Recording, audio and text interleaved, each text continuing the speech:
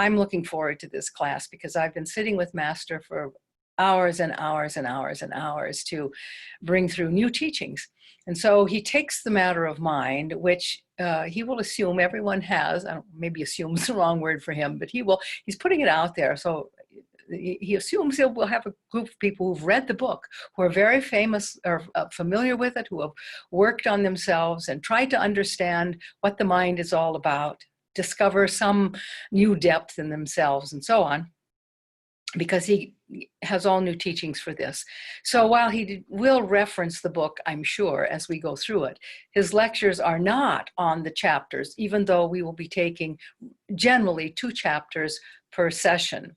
We will do our sessions every other week, so we will run through September, October, and November. And this gives people time to really harvest what they're doing and get into the journaling work and really explore some of the questions that you will see when you get the personal workbook and guide to the book. So that's interesting. But some of these lectures, what I get now, I haven't recorded anything, but what I get, I sit with him hour after hour after hour, kind of taking notes. And then I have all this mess of notes, because sometimes it kind of comes as a blast of energy, and I sort of have a sense of, oh, this is the realization for this lesson. But it has to be put into words. And sometimes those little chunks that come through do not come through in chronological order. So I have to sit with him and we figure out where he wants what to go. And then while we're doing that, he gives more notes expanding on the original. So it's just pages and pages of whatever right now. And then when he records it, basically all these have to be recorded before we have the class, so that basically as soon as the class is over, we can people can upload the recording if they want, and also have to have the transcript ready. And those of you who have done master's transcripts probably recognize that that's a sizable work. So anyway, all of this has to be done, of course, before the class.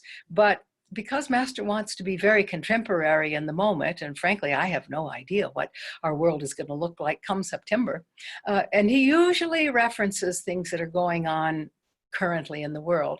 That's just a part of his teachings, because I think he doesn't really separate each of our little individual bodies from this thing we call our planet and the world and the economic matters, the health matters, and so on. He kind of sees this in a way that is very difficult to describe. I experience it when I'm channeling him. That's why I say looking through his eyes is the greatest gift I've ever had, because he doesn't see like a human.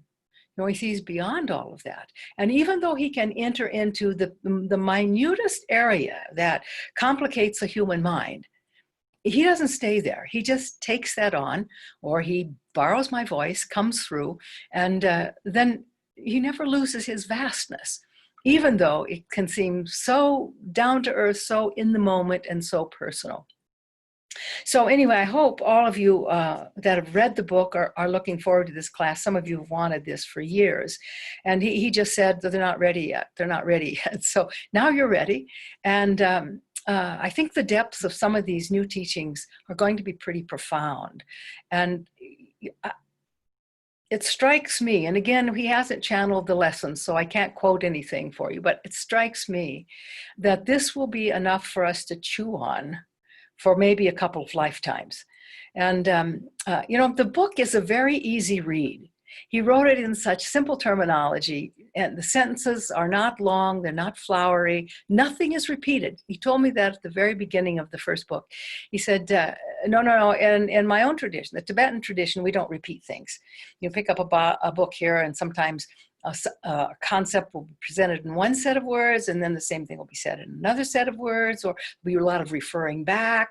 He said, no, we say it in a very succinct manner, with the fewest words possible. We try to distill the gem in that in each sentence.